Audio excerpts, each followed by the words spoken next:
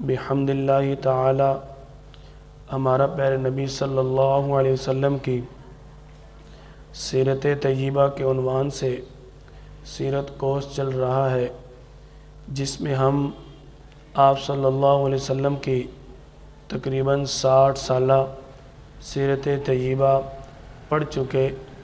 آپ صلی اللہ علیہ وسلم کی جب عمر مبارکہ 61 سال ہوتی ہے، آپ صلی اللہ علیہ وسلم کو بہت اہم اللہ تعالی نے ایک فتح عطا فرمائی، جس فتح کو میرے اللہ نے صلح حدیبیہ کے موقع پر فتح مبین فرمایا تھا۔ اللہ تعالی نے وہی نازل فرمائی تھی، اِنَّا فَتَحْنَا لَكَ فَتْحًا مُبِينًا۔ آپ صلی اللہ علیہ وسلم کی فتح مکہ، صلح حدیبیہ دونوں ایک دوسرے کا سبب بنے۔ آپ صلی اللہ علیہ وسلم کی طرف سے مکہ پر چڑھائی کا، جنگ کرنے کا پہلے سے کوئی ارادہ نہ تھا۔ آپ صلی اللہ علیہ وسلم اور اہل اسلام نے مشرکین مکہ کے ساتھ 6 ہجری کو ایک معاہدہ کیا تھا، جس معاہدہ کا نام صلح حدیبیہ تھا۔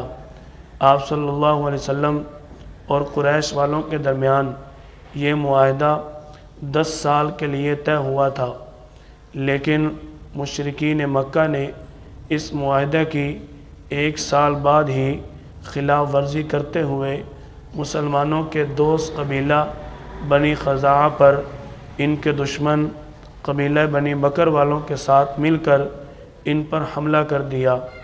آپ صلی اللہ علیہ وسلم کو اس چیز کی خبر کیسے ہوئی؟ حضرت میمونہ رضی اللہ تعالی عنہ فرماتی ہیں، آپ صلی اللہ علیہ وسلم صبح کی نماز کا وضو فرما رہے ہیں، اچانک آپ صلی اللہ علیہ وسلم فرماتے ہیں، لبیک لبیک لبیک۔ حضرت میمونہ رضی اللہ تعالی عنہ عرض کرتی ہیں، یا رسول اللہ، آپ نے کس کو جواب دیا؟ کیا کوئی فرشتہ آیا ہوا ہے؟ آپ صلی اللہ علیہ وسلم نے فرمایا، نہیں، ابھی قبیلہ بنی خزاعہ کے کچھ لوگوں نے ہمیں مدد کے لیے پکارا، اللہ نے ان کی آواز ہم تک پہنچا دی۔ آپ صلی اللہ علیہ وسلم کو ان لوگوں نے 3 مرتبہ نصرت نصرت نصرت یعنی مدد کے لیے پکارا۔ نصرت کا معنی ہوتا ہے مدد کرنا۔ آپ صلی اللہ علیہ وسلم کو جب اس واقعے کی پوری خبر ہوئی، پتہ چلا کہ مشرکین مکہ نے قبیلہ بنی بکر والوں کی دشمنی میں قبیلہ بنی بکر والوں کے ساتھ مل کر جو ان کی دشمنی بنی خزاعہ والوں کے ساتھ تھی، انتہائی بے دردی سے مکہ کی حدود کے اندر، حرم حدود کے اندر ان کو قتل کر ڈالا۔ آپ صلی اللہ علیہ وسلم نے اپنے صحابہ کرام کو جمع کیا، مشورہ کیا۔ آپ صلی اللہ علیہ وسلم کے صحابہ کرام انتقام کے لیے تیار ہو جاتے ہیں۔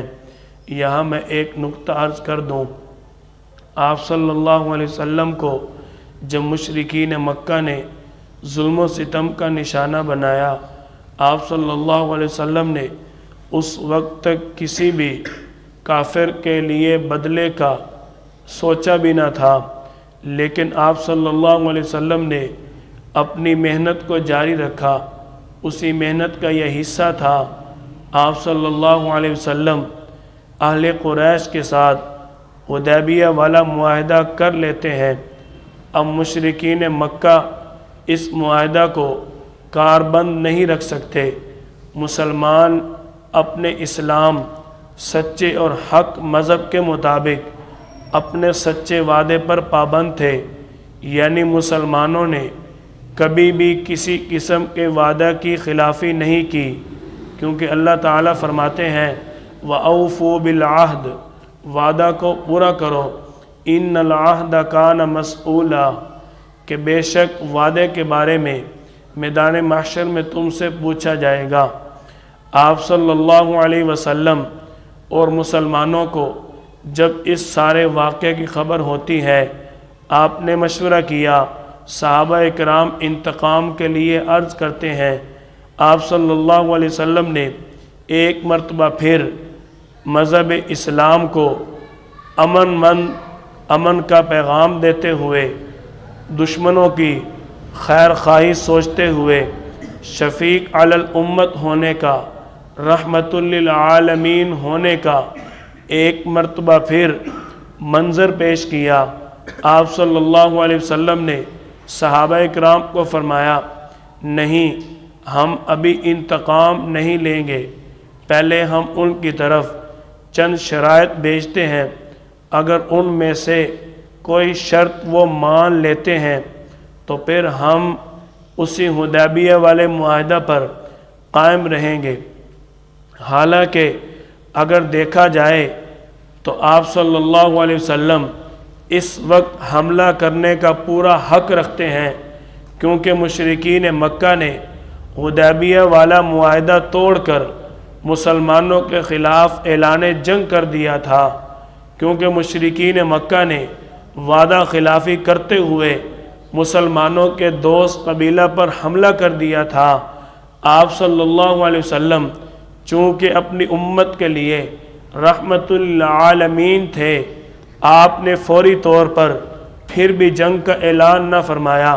قربان جاؤں میں اپنے سید الانبیاء، امام الانبیاء، پیارے نبی حضرت محمد مصطفیٰ صلی اللہ علیہ وسلم کی شفقت اور محبت الفت والے پیغام پر آپ صلی اللہ علیہ وسلم نے ایک مرتبہ پھر امن کا پیغام دیا، اپنا قاصد بھیجا قریش والوں کی طرف کہ جاؤ ان کو ایک مرتبہ پھر ہماری طرف سے امن کی دعوت دو کہ اسلام مذہب امن اور سلامتی والا مذہب ہے، ہم تمہیں ایک مرتبہ پھر امن کی دعوت دیتے ہیں، صلح کی دعوت دیتے ہیں۔ یہ 3 شرائط ہیں، ان میں سے ایک شرط قبول کر لو۔ نمبر 1 کہ تم بنی خزاعہ کے جن لوگوں کو تم نے قتل کیا ہے ان کے مقتولوں کا بدلہ دلواؤ، قصاص دو۔ نمبر 2 کہ بنی بکر والوں کے ساتھ اپنی دوستی توڑ دو، اپنا تعلق ختم کر دو، کیونکہ انہوں نے تمہارے ساتھ مل کر تمہیں اس وعدہ خلافی کے اوپر ابھارا، اپنی دشمنی نکالنے کے لیے تمہارے ساتھ مل کر قبیلہ بنی خزاعہ پر حملہ کر دیا۔ تیسری شرط کہ تم اعلان کر دو حدیبیہ والا معاہدہ ہماری طرف سے ٹوٹ گیا۔ جب آپ صلی اللہ علیہ وسلم کے قاصد نے یہ تینوں شرائط جا کر مشرکین مکہ کو سنائیں تو مشرکین مکہ اس وقت بڑے انتقام میں بیٹھے تھے، غرور اور تکبر میں بیٹھے تھے، کہنے لگے ہماری طرف سے کسی قسم کے کوئی شرط یا معاہدے کی امید نہ رکھنا، ہم تمہاری کسی بھی شرط کو ماننے کے لیے تیار نہیں ہیں۔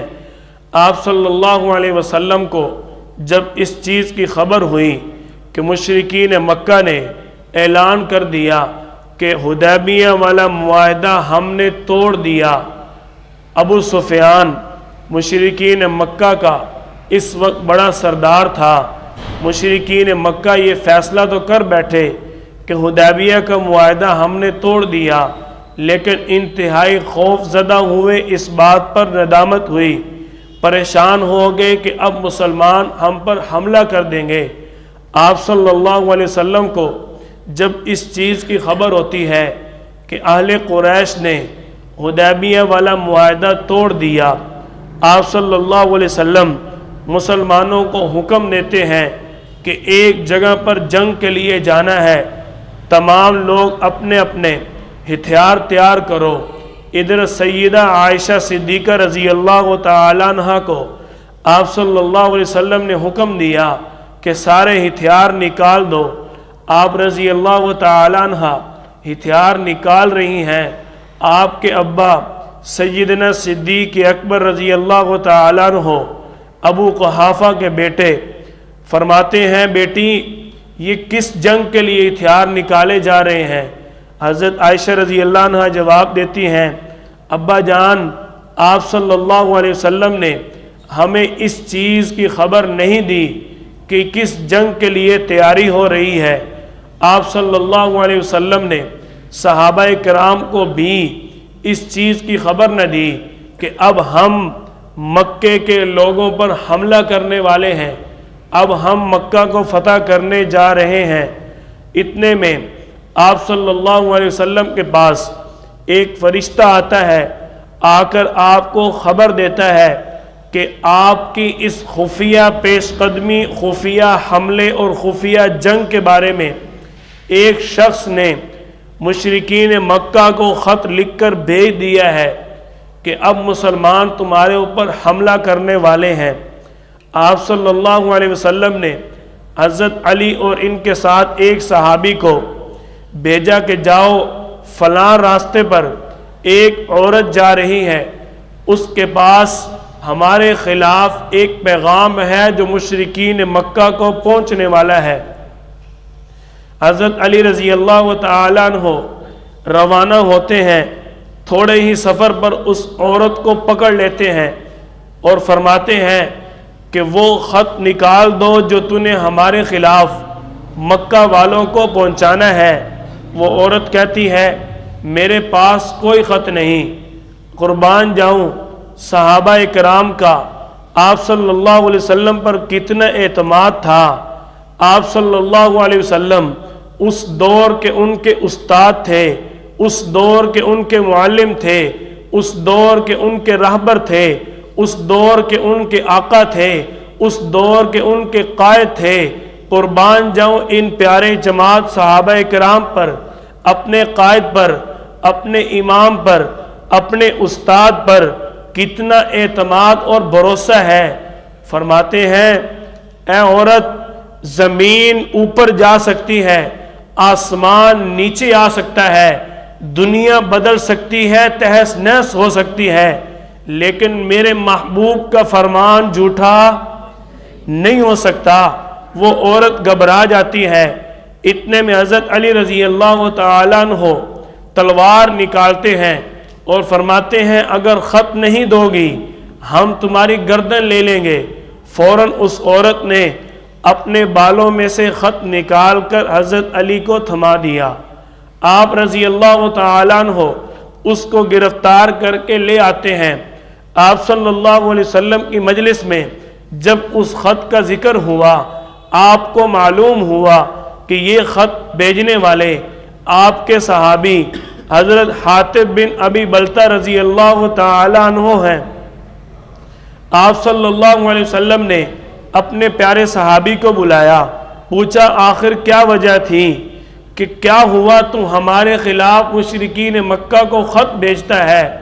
عرض کرتے ہیں یا رسول اللہ میں کیا کروں، بڑا مجبور تھا، بڑا پریشان تھا، میرے خونی رشتے وہاں پر موجود ہیں، میرے بیوی بچے اس وقت مکہ میں موجود ہیں اور مشرکین مکہ نے ان کو قید کیا ہوا ہے، ان کو ہراساں کیا ہوا ہے، اور مجھے اس بات کا ڈر اور خوف تھا کہ اگر ہم مکہ والوں پر حملہ کریں گے تو کہیں میرے گھر والے اسی حملے کی زد میں نہ آ جائیں۔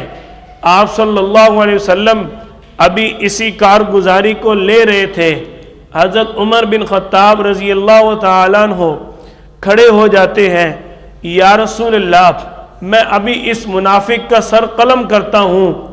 آپ صلی اللہ علیہ وسلم نے فرمایا عمر تجھے معلوم نہیں، حاتب غزوہ بدر میں شریک تھا اور حاتب اپنے گناہ پر، اپنی غلطی پر معافی مانگ رہا ہے، اور اللہ تعالیٰ نے کیا فرمایا جو بدر میں شریک ہوئے وہ ہمیشہ ہمیشہ کے لیے بخشے گئے، چاہے وہ نیکیاں کریں چاہے وہ گناہ کریں۔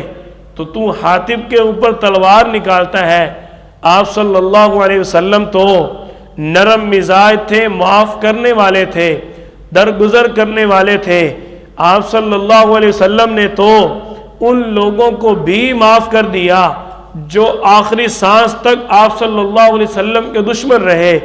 آپ صلی اللہ علیہ وسلم اپنے اس پیارے صحابی کو معاف کیسے نہ کرتے، کیونکہ آپ کا اللہ سب سے زیادہ آپ کا محبوب تھا، اور اللہ کو بھی سب سے زیادہ آپ صلی اللہ علیہ وسلم ہی محبوب تھے۔ آپ صلی اللہ علیہ وسلم وہ اللہ کے پیغمبر ہیں، سب سے زیادہ اللہ کی تابع داری اور فرما برداری، اللہ تعالیٰ کے احکامات کو اپنی زندگی میں لانے والے، اللہ کی فرما برداری کرنے والے پیارے پیغمبر حضرت صلی اللہ علیہ وسلم تھے۔ آپ صلی اللہ علیہ وسلم نے حاتب بن ابی بلتہ رضی اللہ تعالیٰ عنہ کو معاف فرما دیا۔ اب آپ کا لشکر مکہ کی طرف روانہ ہوتا ہے۔ اس وقت مکہ والوں کو اس چیز کی بالکل خبر نہ تھی کہ مسلمان ہم پر حملہ کرنے والے ہیں۔ آپ صلی اللہ علیہ وسلم اپنا لشکر لے کر چلتے ہیں۔ راستے میں ابو سفیان سے ملاقات ہوتی ہے۔ حضرت عباس رضی اللہ تعالیٰ عنہ یہ زمانہ جاہلیت میں ابو سفیان کے بڑے گہرے دوست تھے۔ انہوں نے جب دیکھا ابو سفیان ایک مقام پر موجود ہے، یہ مکہ سے نکل کر حالات کا جائزہ لینے کے لیے کچھ راستے پر کھڑے تھے۔ آپ صلی اللہ علیہ وسلم کے چچا جب حضرت عباس نے دیکھا، ابو سفیان کو بلایا اور فوراً اسلام کی دعوت دی، سارے حالات اور واقعات سے باخبر کیا اور حکم دیا اگر آپ میرے ساتھ چل پڑیں میں آپ صلی اللہ علیہ وسلم سے آپ کی سفارش کر دوں گا، آپ صلی اللہ علیہ وسلم آپ کو معاف کر دیں گے۔ حضرت ابو سفیان رضی اللہ تعالیٰ عنہ آپ صلی اللہ علیہ وسلم کی خدمت میں حاضر ہو کر اسلام قبول کر لیتے ہیں۔ آپ صلی اللہ علیہ وسلم کے پاس اس وقت حضرت عمر بن خطاب رضی اللہ تعالیٰ عنہ موجود ہیں۔ آپ صلی اللہ علیہ وسلم نے دیکھا ابو سفیان رضی اللہ عنہ آ رہے ہیں۔ عمر بن خطاب نے دیکھا، فوراً تلوار نکال لی، یا رسول اللہ یہ ابو سفیان آپ کا بڑا دشمن، ابھی اس کا سر قلم کرتا ہوں۔ آپ صلی اللہ علیہ وسلم نے فرمایا عمر ہاتھ کھولا رکھیا کر، عمر جان دو نا یار، عمر حضرت عمر تو جب بھی دیکھتے ہیں تلوار، کیوں جی پہلے حاتب بن ابی بلتہ پر نکال لی، ٹھیک ہے، اس سے پہلے غزوہ احد میں آپ صلی اللہ علیہ وسلم روک رہے، تھوڑا ہاتھ کھولا، حضرت عمر نے تو جواب دیا ٹھوک کے۔ اب یہاں پر پھر آپ صلی اللہ علیہ وسلم عمر تھوڑا ہاتھ کھولا رکھ۔ آپ صلی اللہ علیہ وسلم نے حکم دیا عمر ابو سفیان کو آنے تو دو، ہم تو لوگوں کو اسلام دینے کے لیے آئے ہیں۔ آپ صلی اللہ علیہ وسلم کا یہ حکم سن کر عمر بن خطاب رضی اللہ تعالیٰ عنہ ٹھہر جاتے ہیں، خاموش ہو جاتے ہیں۔ ابو سفیان رضی اللہ تعالیٰ عنہ آپ صلی اللہ علیہ وسلم کے ہاتھ میں ہاتھ دے کر ہمیشہ کے لیے آپ صلی اللہ علیہ وسلم پر جان دینے کے لیے تیار ہو جاتے ہیں۔ آپ صلی اللہ علیہ وسلم مکہ میں پہنچتے ہیں۔ آپ نے ہر طرف امن امن امان امان کی صدائیں لگا دیں۔ یہاں پر ایک بات عرض کر دیتا ہوں، جب مشرکین مکہ مضبوط تھے، جب مشرکین مکہ طاقت میں تھے، جب مشرکین مکہ کے پاس وسائل تھے، ہتھیار تھے، اسلحہ تھا، اس وقت ان لوگوں نے مسلمانوں کو معاف نہیں کیا۔ اس وقت مسلمان کتنے کمزور تھے۔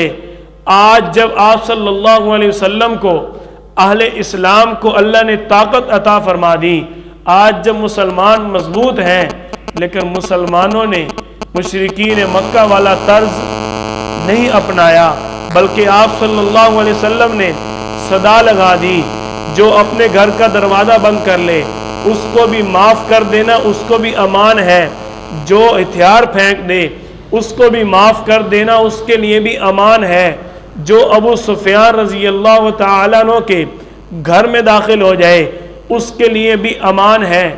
آپ صلی اللہ علیہ وسلم کے صحابہ کرام فرماتے ہیں فتح مکہ کے موقع پر چلے تو ہم جنگ کے لیے، لیکن جب مکہ میں ہم پہنچے ہم ایک دم حیران ہو گئے، شاید آپ صلی اللہ علیہ وسلم یہاں جنگ کے لیے نہیں کسی اور صلح کے لیے آئے ہیں، کیونکہ آپ صلی اللہ علیہ وسلم نے ہر طرف امان امان اور امان کی صدائیں لگا دی۔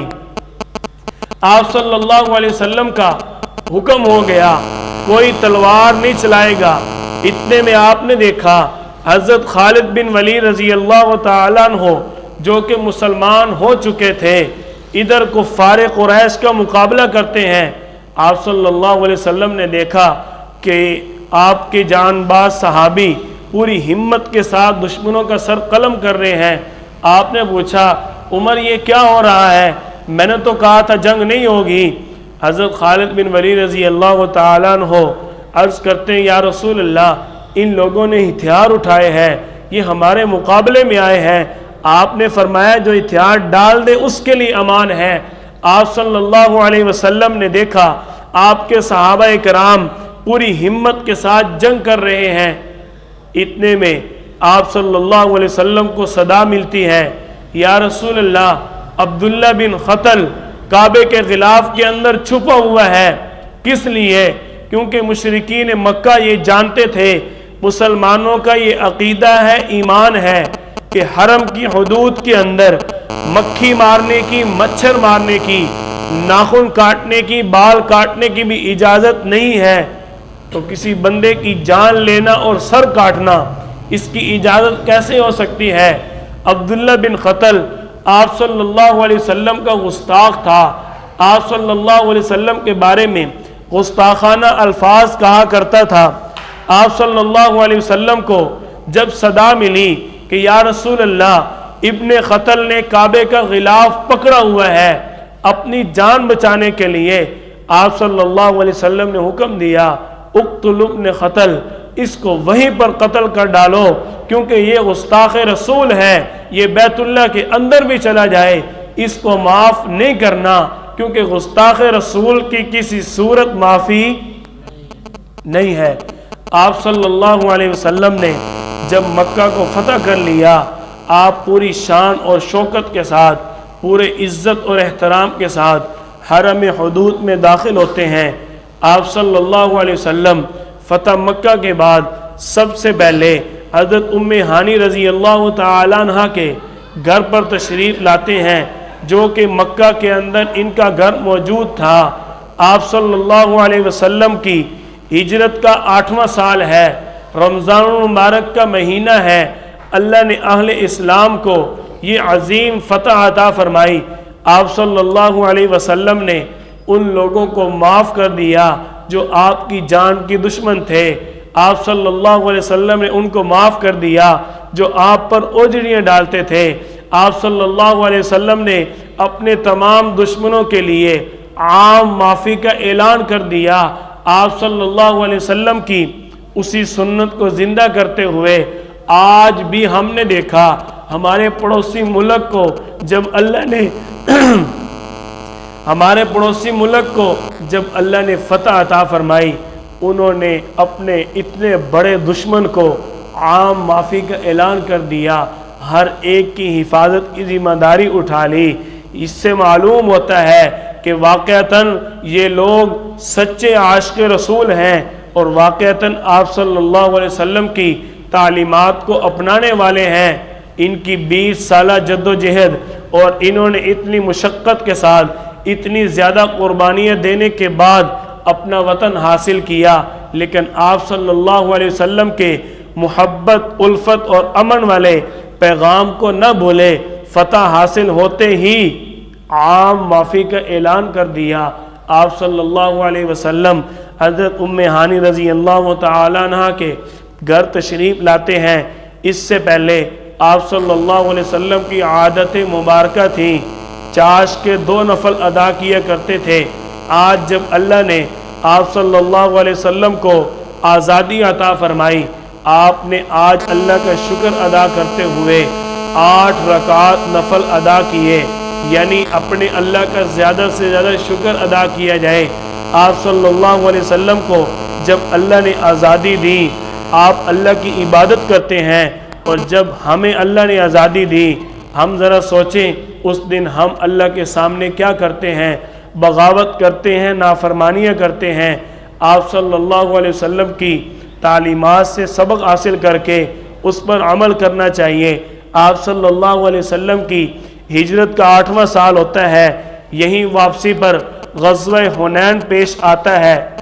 یہ حنین وہ غزوہ تھا جس میں اللہ نے اہل اسلام کو فتح تو عطا فرمائی، لیکن اس میں اللہ نے اہل اسلام کو ایک تنبیہ فرمائی، وَيَوْمَ حُنَيْنٍ إِذْ أَعْجَبَتْكُمْ كَثْرَتُكُمْ فَلَمْ تُغْنِ عَنْكُمْ شَيْئًا۔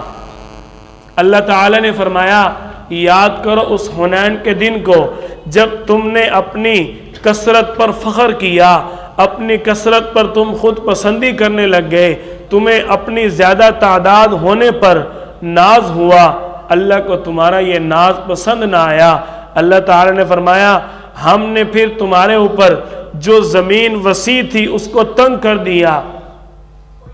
آپ صلی اللہ علیہ وسلم اور اہل اسلام جنگ کے لیے نکلتے ہیں، ابھی حنین کے مقام پر پہنچتے ہیں کہ ادھر یہودی اور مشرکین مکہ نے مل کر ایک پلان تیار کیا ہوا تھا کہ ہم مسلمانوں پر اچانک حملہ کر دیں گے۔ انہوں نے جب اچانک حملہ کیا، آپ صلی اللہ علیہ وسلم کے ساتھ فتح مکہ میں مسلمان ہونے والے نئے تقریباً 2000 مسلمان تھے۔ اب جو نئے مسلمان تھے انہوں نے ایک دم جب اچانک حملے کو دیکھا، ایک دم گھبرا گئے، پریشان ہو گئے، ان کے قدم اکھڑے اور بھاگنے لگے۔ ان کی اس بھگدڑ کی وجہ سے آپ صلی اللہ علیہ وسلم اور اہل اسلام کے لشکر کے اندر بھی بھگدڑ مچ جاتی ہے، صحابہ کرام منتشر ہو جاتے ہیں۔ لیکن قربان جاؤں آپ صلی اللہ علیہ وسلم پر اللہ کے حکم فَاسْتَقِمْ كَمَا أُمِرْتَ وَمَنْ تَابَ مَعَكَ وَلَا تَطْغَوْا۔ آپ صلی اللہ علیہ وسلم اللہ کے استقامت والے حکم کو پورا کرتے ہوئے پوری جرت اور استقامت کے ساتھ آگے بڑھتے ہیں اور صدا دیتے ہیں انا ابن عبد المطلب، اے لوگو میں عبد المطلب کا بیٹا ہوں، میں قریشی ہوں، میں بنو ہاشم خاندان کا ہوں، یاد رکھو میرا مقابلہ کرنا آسان نہیں ہے۔ آپ صلی اللہ علیہ وسلم پوری ہمت کے ساتھ آگے بڑھتے رہے۔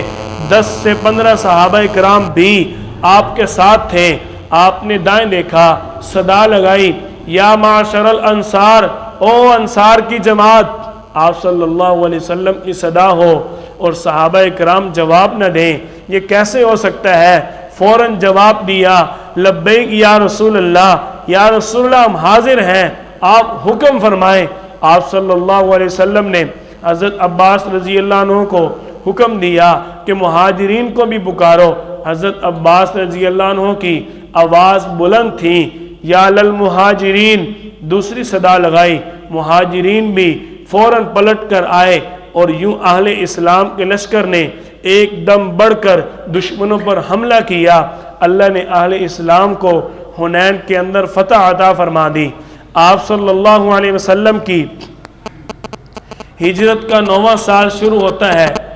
آپ صلی اللہ علیہ وسلم کے ساتھ ہجرت کے 9ویں سال بڑا اہم واقعہ پیش آیا، جس واقعہ کو غزوہ تبوک کہا جاتا ہے۔ مسلمانوں نے سوچا ہم نے مکہ کو فتح کر لیا ہے، اب مکہ فتح ہو گیا، شاید ہمارے اوپر اب کسی بھی کوئی جنگ کا حکم نہیں ہے، اب سارے حالات درست ہو گئے۔ ابھی مسلمان مدینہ طیبہ پہنچ کر ہتھیار اتارتے ہی ہیں کہ اللہ کی طرف سے فوراً حکم آ جاتا ہے۔ اس وقت 9 ہجری کو مکہ اور مدینہ کے اندر قحط سالی اور بھوک کا عالم تھا، انتہائی شدید گرمی تھی۔ آپ صلی اللہ علیہ وسلم اور صحابہ کرام ابھی اپنے گھر میں جا کر ٹھنڈا سانس لیتے ہیں، اللہ کی طرف سے فوراً حکم آ گیا، یا ایھا الذین آمنوا اذا قیل لکم انفروا اثاقلتم علی الارض۔ مسلمانوں تمہارے اوپر اللہ کی طرف سے جنگ کا دوبارہ حکم ہے۔ جب اللہ نے دوبارہ جنگ کا حکم دیا 9 ہجری کو، اب جو منافقین تھے مسلمانوں کے ساتھ جو مل گئے کہ وہ جی اب تو ہر طرف فتح ہو گئی ہے، اب مسلمانوں کے ساتھ ملنے میں ہی خیر ہے، اللہ تعالیٰ نے ہر موقع پر منافقین کی چھانٹی کر کے ان کو اہل اسلام سے علیحدہ کر دیا، جدا کر دیا۔ جب اللہ کا حکم دوبارہ آیا، یجاہدوا فی سبیل اللہ وقالوا لا تنفروا فی الحر، آپ صلی اللہ علیہ وسلم کی طرف سے جب حکم ملا، اللہ تعالیٰ فرما رہے ہیں वजाहिदू फी सबीलिल्लाह, जिहाद करो, दोबारा निकलो अल्लाह के रास्ते में, बिअमवालिहिम व अनफुसिहिम। सहाबा कराम फरमाते हैं हमारी इस वक्त ये कैफियत थी, इतनी सख्त गर्मी और भूख का आलम, हमने आप सल्लल्लाहु अलैहि वसल्लम की आवाज़ पर लब्बैक कहा। मुनाफिकीन आप सल्लल्लाहु अलैहि वसल्लम के पास आते हैं, आकर क्या कहते हैं, वक़ालू ला तनफिरू फिल हर, इतनी सख्त गर्मी में हम कैसे जाएंगे। अल्लाह ताला ने वही नाजिल फरमा दी, कुल, आप फरमा दो इन मुनाफिकीन को, नारु जहन्नम अशद्दु हर्रा, कि जहन्नम की आग इस गर्मी से बहुत ज़्यादा सख्त है जो आपको छोड़कर भाग रहे हैं। आप सल्लल्लाहु अलैहि वसल्लम और सहाबा किराम से मेरे अल्लाह ने मुनाफिकीन को जुदा कर दिया। आप सल्लल्लाहु अलैहि वसल्लम ने मक्का के अंदर, मदीना के अंदर इस कहत साली और भूख के आलम की वजह से ऐलान किया, ग़ज़वे तबूक के लिए माल जमा किया जाए, चंदा किया जाए। आप सल्लल्लाहु अलैहि वसल्लम की इस सदा को सुनकर सहाबा किराम तड़प जाते हैं कि काश हमारे पास आज इतना माल होता, हम आप सल्लल्लाहु अलैहि वसल्लम के कदमों पर लुटा देते।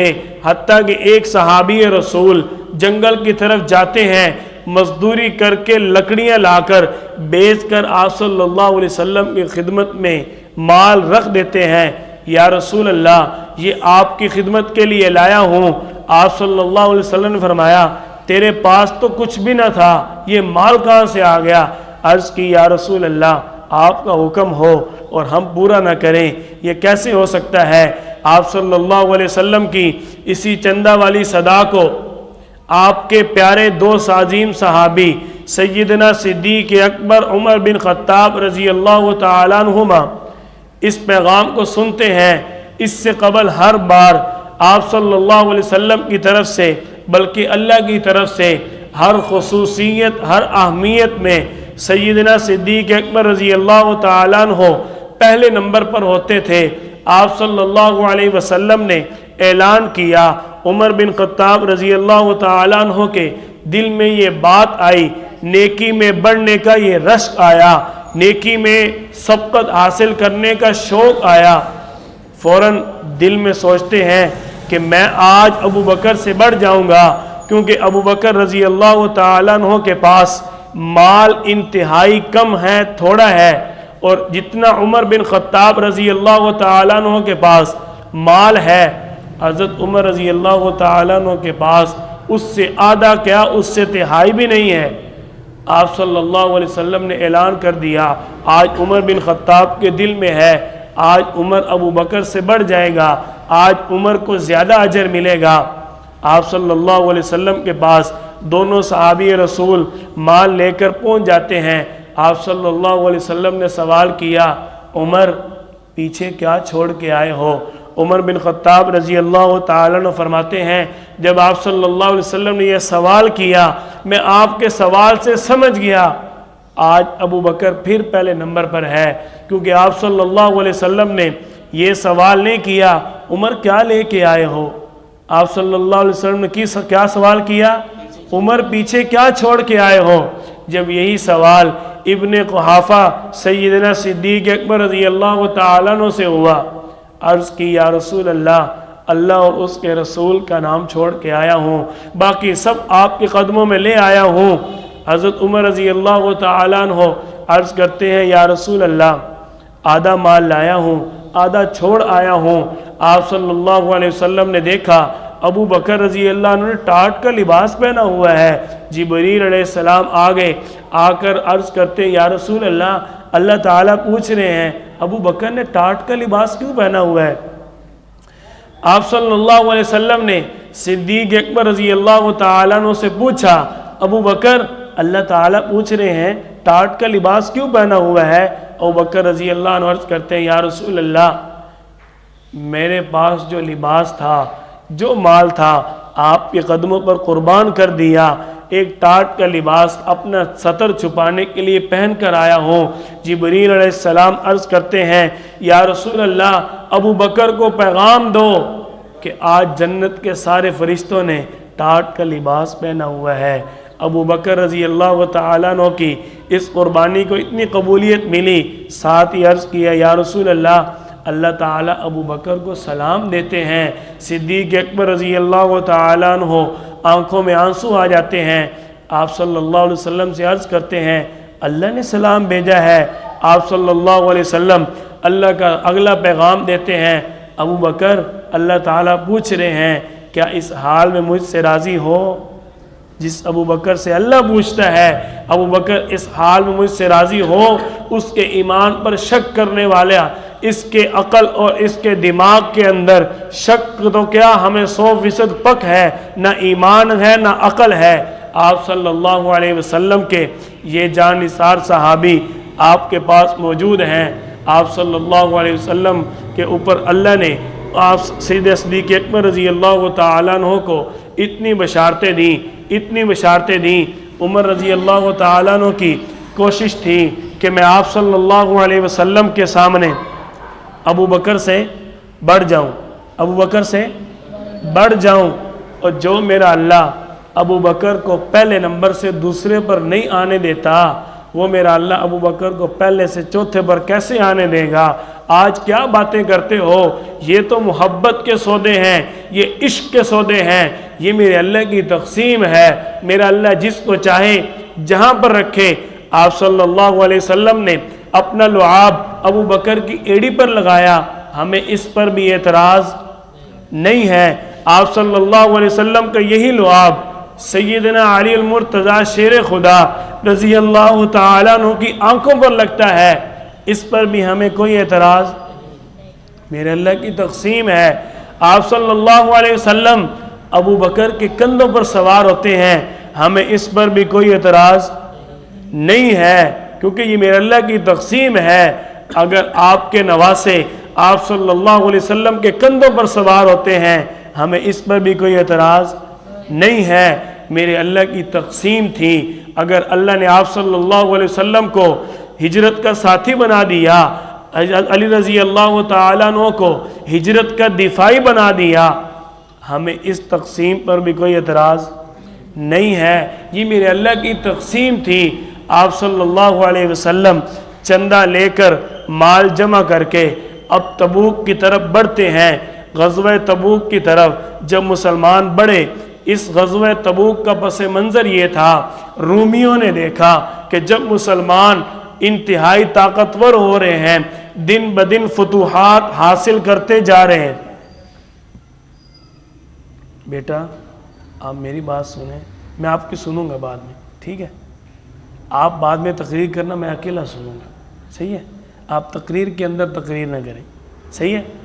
آپ صلی اللہ علیہ وسلم اور اہل اسلام کو جب رومیوں نے دیکھا انتہائی مضبوط ہو گئے، اب رومی ڈرنے لگے، ڈر گئے کہ کہیں مسلمان ہمارے اوپر بھی حملہ نہ کر دیں، اتنے مضبوط ہو گئے، دن بدن بڑھتے جا رہے ہیں۔ انہوں نے اس ڈر کو محسوس کرتے ہوئے اپنے ساتھ یہودیوں کو ملایا۔ یہودیوں نے اہل اسلام کو ہر دور میں مار دی ہے، ہر دور میں نقصان پہنچایا ہے۔ آج بھی یہودیت مسلمانوں کے خلاف پرعزم ہے۔ آپ صلی اللہ علیہ وسلم اور اہل اسلام کے خلاف یہودی رومیوں کے ساتھ مل کر حملے کا پلان بناتے ہیں۔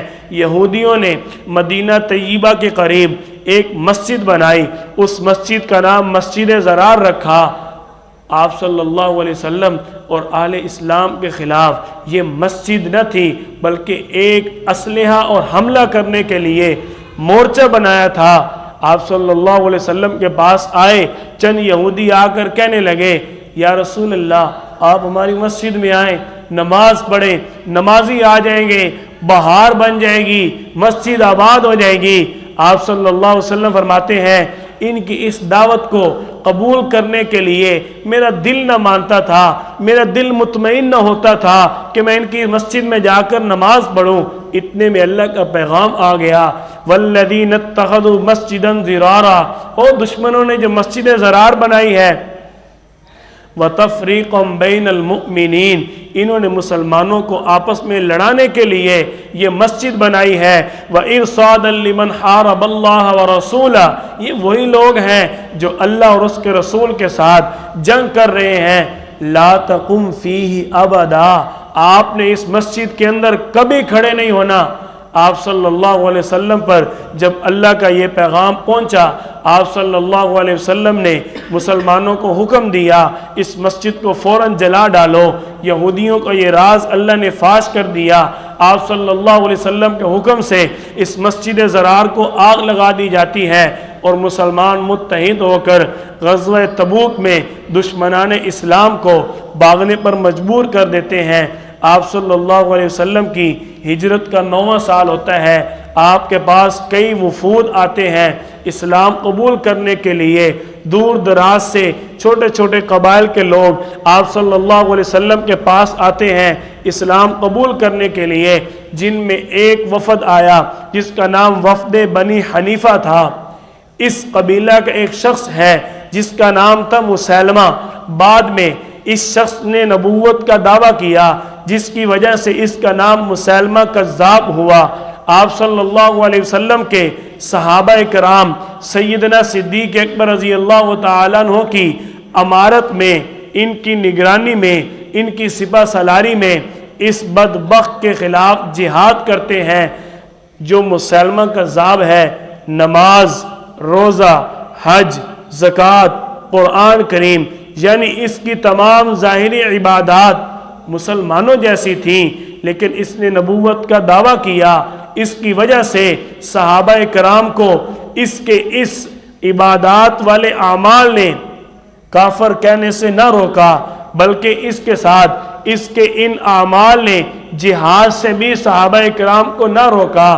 آپ کے صحابہ کرام آپ صلی اللہ علیہ وسلم کی ختم نبوت کے لیے جنگ یمامہ کرتے ہیں اور اس بدبخت کے خلاف جہاد کرتے ہیں، اس بدبخت کو جہنم واصل کرتے ہیں۔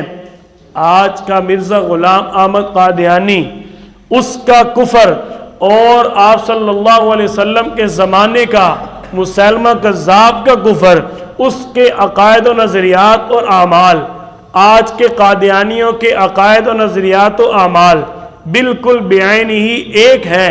جس طرح صحابہ کرام نے مسیلمہ کذاب کو مرتد سمجھا اور اس کے خلاف جہاد کیا، اسی طرح آج کے قادیانیوں کا بھی مرتد والا حکم ہے۔ یہ آپ صلی اللہ علیہ وسلم کی نبوت اور ختم نبوت کے منکر ہیں۔ حتیٰ کہ کتنے بدبخت ہیں، آپ صلی اللہ علیہ وسلم کے بعد جس نے نبوت کا دعویٰ کیا، یہ سن 84 تک اس عقائد و نظریات کے حامل رہے۔ یہ تو بعد میں بل پاس ہوا، 1974 میں یہ کافر قرار دیے گئے، اور 1984 تک یہ اپنی عبادات کو عبادت کہتے تھے، اپنی مسجد کو مسجد کہتے تھے، اپنی عبادت گاہ میں عبادت کرنے کو نماز کہتے تھے، اپنی صدا کو اذان کہتے تھے۔ لیکن 1984 میں ان کی اس عقائد و نظریات جو کہ اسلام کو دھوکہ دینے والے تھے، حقیقت میں اسلام نہ تھے، یہ تو صرف ان کا ظاہر جھکنا ہے، ان کا ظاہر وقت ضائع کرنا ہے۔ جب ان کے پاس آپ صلی اللہ علیہ وسلم کی نبوت، ختم نبوت پر ایمان نہیں ہے تو ان کے تمام اعمال کسی کام کے نہیں ہیں۔ آپ صلی اللہ علیہ وسلم کے دور میں بھی جس نے یہ کام کیا وہ بھی مرتد تھا، جو 1984 تک اپنے آپ کو مسلمان کہتے رہے، اس دور تک وہ بھی مرتد ہی تھے۔ لیکن پاکستان کے آئین اور قانون کے اندر 1984 کے اندر یہ دفعات شامل کی گئیں کہ کوئی قادیانی اپنی عبادت گاہ کو مسجد نہیں کہے گا، کوئی قادیانی اپنی کسی کتاب کو اللہ کی طرف سے وحی نہیں کہے گا، کوئی قادیانی آپ صلی اللہ علیہ وسلم کے بعد مرزا غلام احمد قادیانی کی بیوی کو انبیاء کی بیوی نہیں کہے گا۔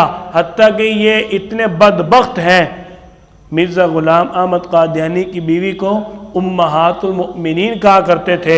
مرزا غلام احمد قادیانی بدبخت کی اولاد کو اہل بیت کہتے تھے۔ اہل اسلام قربان جاؤں اکابرین، آپ کی سوچ پر، آپ کی فکر پر، آپ کی محنت پر اس انداز میں یہ دفعات شامل کروا دی، آج دشمن کی جرت نہیں ہے مسلمانوں کے خلاف سر اٹھا سکے، اہل اسلام کے خلاف بغاوت کرتے ہیں۔ اللہ اپنے نبی کی عزت اور ناموس کا خود محافظ ہے۔ آپ صلی اللہ علیہ وسلم کے دور کے بعد سیدنا صدیق اکبر رضی اللہ تعالیٰ عنہ نے ختم نبوت کا کام شروع کیا۔ اس دن سے لے کر آج تک بحمد اللہ تعالی اہل اسلام آپ صلی اللہ علیہ وسلم کی نبوت، ختم نبوت اور ناموس رسالت پر پہرا دیے ہوئے ہیں۔ جب تک جان میں جان ہے، جب تک سانس میں سانس ہے، انشاءاللہ ثم انشاءاللہ آپ صلی اللہ علیہ وسلم کی نبوت، ختم نبوت آپ کی ناموس کے لیے ہر وقت، ہر لمحہ، ہمتن ہر پل تیار ہیں۔ آپ صلی اللہ علیہ وسلم کی ناموس کے لیے ہم تو یہی کہیں گے کہ ہم ناموس رسالت کی خاطر جان نچھاور کر دیں گے، ناموس رسالت کی خاطر جان نچھاور کر دیں گے۔ گر وقت نے ہم سے خوں مانگا، ہم وقت کا دامن بھر دیں گے۔ وآخر دعوانا ان الحمدللہ رب العالمین۔